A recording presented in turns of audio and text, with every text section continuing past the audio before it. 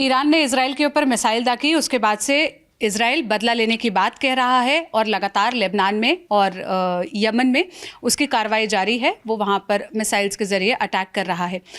इस बीच खबर ये भी आई कि आज ईरान में जो खुमैनी हैं वो पब्लिक प्लेस पर दिखे। ये जो पिछली हानिया की हत्या थी उसके बाद में अब वो सामने आए और उन्होंने संबोधन भी दिया है। मेरे साथ निखिल, अगर आप क्विक अपडेट्स बता दें जो अब तक के आए हैं इजराइल ईरान कॉन्फ्लिक्ट से जुड़े हुए। देखिए, अभी एक साइकिल ऑफ वायलेंस हम देख रहे हैं पूरे वेस्ट एशिया में, और तो इस तरह की खबरें बहुत सारी हैं कि यहाँ पे आर्टिलरी फायरिंग, शेल्स गिरे हैं, या यहाँ पे कुछ मिलिटेंट्स की डेथ हुई है, यहाँ पे या इजराइल के 2 सोल्जर्स मरे हैं।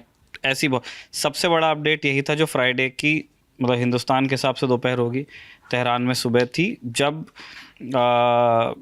जो ईरान के सुप्रीम लीडर हैं खुमैनी, उन्होंने आज नमाज को लीड किया। और ये एक बड़ा वोट ऑफ मतलब कॉन्फिडेंस था, क्योंकि उनको अपनी पॉपुलेशन में इस बात, क्योंकि हमने देखा है कि इजराइल अभी जितने भी उनके मतलब उनके सामने जितने भी टारगेट्स हैं, जितने भी हाई वैल्यू टारगेट्स हैं, उनको वो पिन पॉइंट एक्यूरेसी के साथ में हिट कर रहे हैं। न सिर्फ उन्होंने गाज़ा में ऐसा किया, बल्कि वो फॉरेन कंट्रीज़ में कर रहे हैं। मतलब एक सोवरेन सॉइल के ऊपर इजरायली जेट्स जाते हैं, और जिस तरह से उन्होंने, चाहे वो टेक्निकल इंटेलिजेंस हो, चाहे ह्यूमन इंटेलिजेंस हो, उस आधार पे इस्माइल हानिये को किया, नसरुल्लाह को किया, और इनकी डेथ्स कंफर्म भी हुई।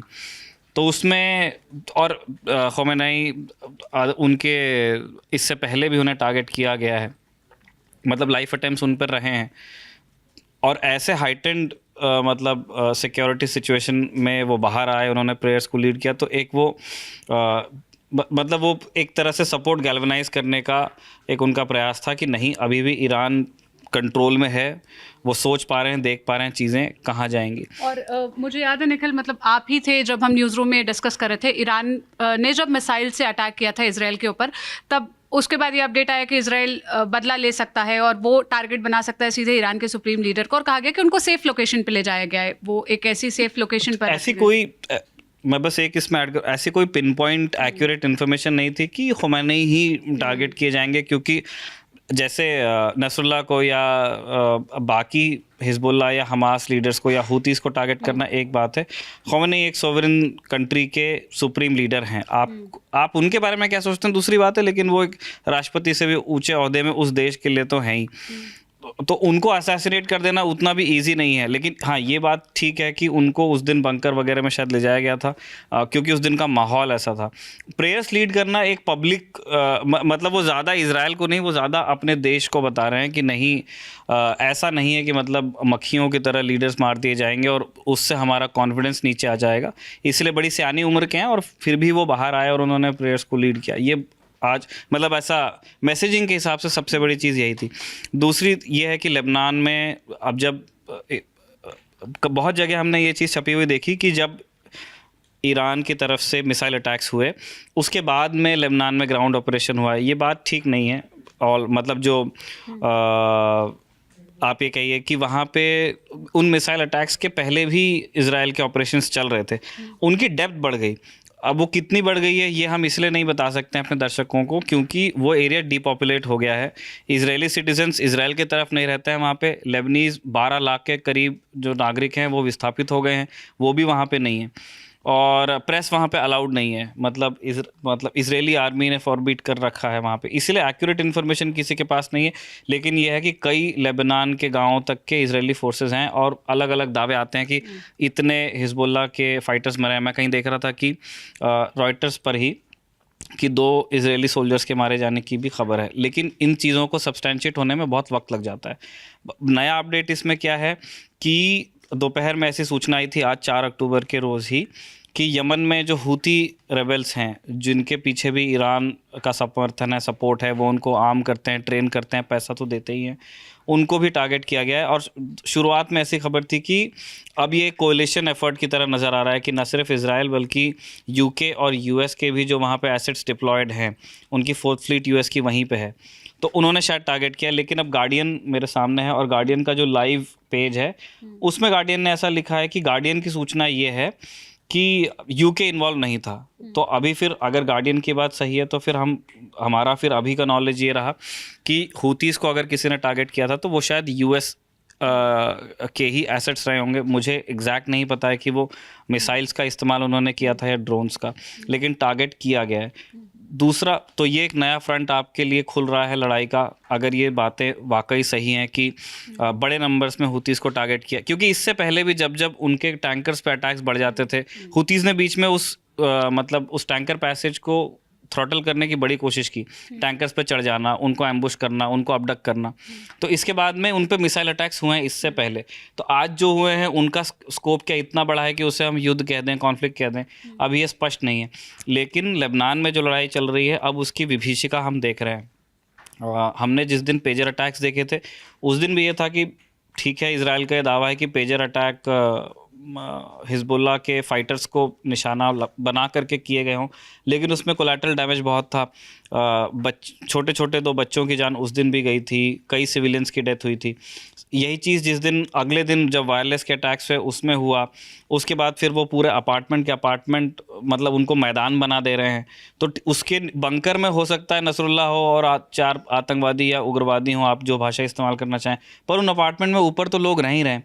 तो ये सारे लोग फिर हॉस्पिटल की तरफ जाते हैं। और अब ये सूचना है, मेरे पास गार्डियन मेरे सामने खुला हुआ है, उसमें है कि हॉस्पिटल्स को भी अटैक किया जा रहा है। और इसलिए मैं आपको अस्पताल का नाम भी बताता हूँ कि एक मैं शायद पढ़ नहीं पा रहा हूँ बराबर, मारजोयून पब्लिक हॉस्पिटल है दक्षिण लेबनान में। उसे तो शुक्रवार के दिन यानी आज इवैक्यूएट ही करना पड़ा, क्योंकि वहाँ इजरायली ड्रोन से अटैक हुआ और उनके 4 मेडिकल स्टाफ की मृत्यु हो गई इस अटैक में। तो जब हॉस्पिटल ही सेफ नहीं है, मतलब जो लोग इलाज कर रहे हैं उनके ही ऊपर अगर ड्रोन का बम गिर जाएगा तो बड़ी ऑब्वियस सी चीज़ है कि वो सेफ नहीं फील कर रहे हैं, तो वो अब हॉस्पिटल से बाहर आ रहे हैं। और ऐसा एक नहीं 2 या 3 साइनाइड थेरेसे हॉस्पिटल है बेरूत के दक्षिणी सबब। दक्षिण बेरूत का मतलब यही हुआ कि हिजबुल्लाह वहाँ स्ट्रॉन्ग होल्ड है, जहाँ दाहिए और ये सारे इलाके हैं जहाँ पे हसन नसरुल्लाह के वो जो अपार्टमेंट ब्लॉक्स थे, सफ़ेद रंग की जो बिल्डिंग्स जिनको कि एक लंबाई में जब बॉम्बिंग कैंपेन चला था, ये हुआ। तो यस, इसमें ये कह रहे हैं कि मारजोयून गवर्नमेंट हॉस्पिटल ने कहा है, उनके जो प्रवक्ता हैं, उनके जो हेड हैं, उन्होंने ये कहा कि इजरायली एयर स्ट्राइक में एम्बुलेंसेस को भी टारगेट किया गया जो हॉस्पिटल की एंट्रेंस पे थी। ऐसा ही एक साइनाइड थेरेसे हॉस्पिटल है, उसका भी ऐसा कहना है कि इजरायली वॉरप्लेन्स थे या ड्रोन्स रहे होंगे या जेट्स रहे होंगे जिन्होंने टारगेट किया है फैसिलिटी को, मतलब हॉस्पिटल को, और उससे इतना नुकसान हुआ है कि हॉस्पिटल सर्विसेज अफेक्ट हो गई हैं। तो और WHO के जो चीफ है टेड्रोस अधनोम घेब्रेयेसस, उन्होंने कहा है कि 28 ऑन ड्यूटी मेडिक्स इनकी मौत हो गई है पिछले 24 घंटे में लेबनान में। तो ये हमको युद्ध की विभीषिका दिखाता है कि 2 साइड कॉम्बेटेंट्स हैं, मतलब इजराइल की तरफ से उनकी सेना लड़ रही है और लेबनान की तरफ से अगर हिजबुल्लाह लड़ रहा है। तो इस लड़ाई में कहीं डॉक्टर और पैरामेडिक कम से कम इस झगड़े का हिस्सा नहीं है, लेकिन वो इसको भुगत रहे हैं। और अब हम वो जो हमने गाज़ा में देखा था कि स्कूल्स को अटैक करना, हॉस्पिटल को अटैक करना, वो अब हम लेबनान में देख रहे हैं। और यमन में तो अभी आज शुरू ही हुआ है, तो वहाँ से क्या पता चलता। एक चीज़ ज़रूर है कि आज दोपहर में ये भी सूचना आई थी कि नसरुल्लाह के जो हसन नसरुल्लाह के जो सक्सेसर हैं, उनका नाम है हाशिम सैफुद्दीन, उनको टारगेट किया गया था। और मतलब होने वाले थे, मतलब चीफ के तौर पर उनका नाम चल रहा था। हाँ, मतलब कार्रवाई को उनको मान लीजिए, अब उनके हाथ में अब चीज़ें थी आफ्टर हसन नसरुल्लाह। और गुरुवार की रात को एक बॉम्बिंग कैंपेन चलाया गया था जिसको बताया गया, दावा है इजराइल का ऐसा कि वो हिजबुल्लाह के इंटेलिजेंस हेडक्वार्टर पे, जैसे पिछला तो मेन हेडक्वार्टर पे गिराया था जहाँ पे हसन नसरुल्लाह की डेथ हुई, और ये वाला वो कह रहे हैं कि ये इंटेलिजेंस हेडक्वार्टर था जहाँ पे शायद हाशिम सैफुद्दीन थे। लेकिन अभी तक के जब हम ये वीडियो रिकॉर्ड कर रहे हैं, रॉयटर्स को मैं देख रहा हूँ अपने सामने, तो रॉयटर्स पे ये जानकारी है कि ना इजराइल ये दावा कर रहा है कि वो नहीं रहे और ना ही हिजबुल्लाह ने अपनी तरफ से कहा है कि कुछ है। तो ये हो सकता है कि शायद दोनों साइड्स कंफर्म होने का वेट कर रही हैं। तो ये अभी तक का अपडेट हमारे पास में ये है। लड़ाई चल रही है, कॉम्बैटेंट्स एक दूसरे से, बहुत सारी सेबर रैटलिंग हो रही है, मैं ऐसा कर दूंगा वैसा कर दूंगा टाइप के बयान ईरान की तरफ से भी आए हैं। ख़ुमैनी ने खुद कहा, ख़ुमैनी माफ़ कीजिए, उन्होंने कहा कि उल्टी गिनती शुरू कर देंगे। तो इसी तरह के बयान मतलब मैं देख रहा था ट्विटर पे कई लोग लिख रहे थे कि अगर ये सब चलता रहेगा तो मतलब ईरान भी सो टू स्पीक आज़ाद हो जाएगा। तो इस तरह की बातें लोग कर रहे हैं, लेकिन पिसाई हो रही है आम आदमी की। इंडिया में भी आप देखेंगे ईरान ने कहा है ऐसा कि मतलब अगर वास्तव में मतलब ये लड़ाई आगे जाती है और उनको ज़्यादा प्रोवोक किया जाता है तो वो ऑयल सप्लाई के ऊपर रोक लगाएंगे या उसको प्रभावित करेंगे। और ईरान कि वो कॉम्पिटेंस उसने डिस्प्ले करके कई बार दिखाई है। वो टैंकर्स को अगवा करते हैं, उनकी ज़मीन के बगल से वो जाता है। तो अगर ईरान वास्तव में ऑयल सप्लाई को इस तरह से थ्रॉटल करने पर आ जाएगा तो दुनिया क्या उसको कंट्रोल कर लेगी? इस तरह की चिंताएं। तो आप देखेंगे क्रूड का रेट ऑटोमेटिकली ऊपर जा रहा है।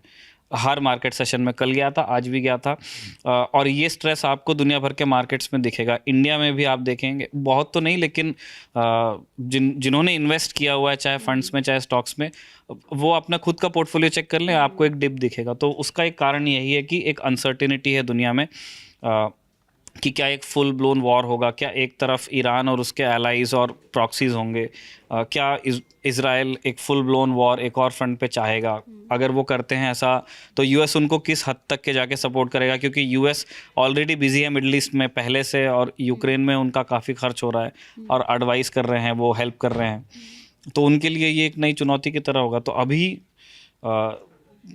जिसको क्या कहते हैं अनसर्टेनिटी है अभी का कीवर्ड। और इजराइल भी कई फ्रंट्स पर अब देखा जाए, मतलब सिर्फ लेबनान में नहीं, वो आपने जैसा लास्ट लाइव में भी बताया था कि हमास के साथ भी पूरा ऑपरेशन कंक्लूड होने वाला था। वो कंक्लूड या वो जो क्लोजर कहते हैं वो वहाँ से हुआ नहीं। अब वो ईरान के साथ भी इसमें है, उधर यमन में भी इजराइल उसी जोन क्लोजर। देखिए कम से कम जो गाजा में कैंपेन चल रहा है उसमें अब जैसे क्लोजर ऐसा तो होगा नहीं कि एक किसी दिन हम मतलब डेफिनेटली कह पाएंगे कि नहीं हमास ख़त्म हो गया। वो एक इंसर्जेंट या एक मिलिटेंट ऑर्गेनाइजेशन है, लोग टेररिस्ट ऑर्गेनाइजेशन भी बोलते हैं। तो वो कोई ऐसा नहीं है कि मतलब वो ऑफिस बंद हो गया तो वो काम बंद हो जाएगा। वो जब तक वो आइडियोलॉजी है और जब तक के वो प्रॉब्लम है तब तक के शायद ये मतलब ये प्रॉब्लम का जो मैनिफेस्टेशन है वो भी रहेगा। दूसरी बात ये है कि गाज़ा में लगभग इजराइल का भी पूरा डिफैक्टो कंट्रोल तो इजराइल का ही है, इसीलिए वो बाकी जगह पे ध्यान दे पा रहे हैं।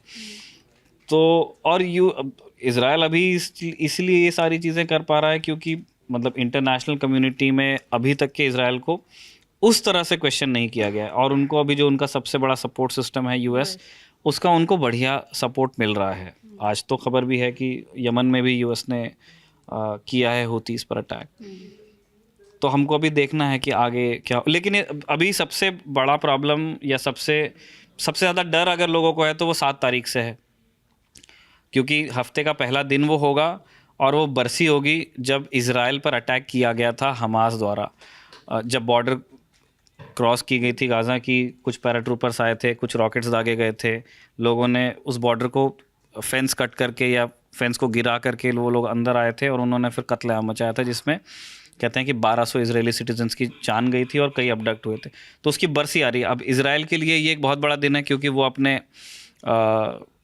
जिन लोगों की जान गई है उनको श्रद्धांजलि देना चाहेगा, जो इजराइल को डिफेंड करते हुए नहीं रहे उनको उनकी शहादत को नमन करेगा, और उस दिन उनको कुछ मैसेज भी। और यही चीज़ बाकी जो जितने ईरान की प्रॉक्सीज़ हैं वहाँ, हमास, हिजबुल्लाह, उनके लिए भी वो दिन मतलब उसका अपना महत्व है। तो हमें ये देखना है कि 7 तारीख कैसी जाती है, वो बहुत सारी चीज़ों का जवाब हमको दे देगी। शुक्रिया निखिल सारे अपडेट शेयर करने के लिए। तो ये अब तक क्या है, रात के 12 बजने वाले हैं, 4 तारीख ख़त्म होकर 5 तारीख लगने वाली है। जितने अपडेट्स आए थे हमने सोचा कि एक वीडियो के ज़रिए सब कुछ कंक्लूड करके बता दिया जाए। कैमरे के पीछे जतिन थे, मैं सोनल हूँ। देश और दुनिया की तमाम खबरों के लिए आप लल्लन टॉप देखते रहिए, हम सारे अपडेट्स आप तक पहुँचाते रहेंगे। शुक्रिया।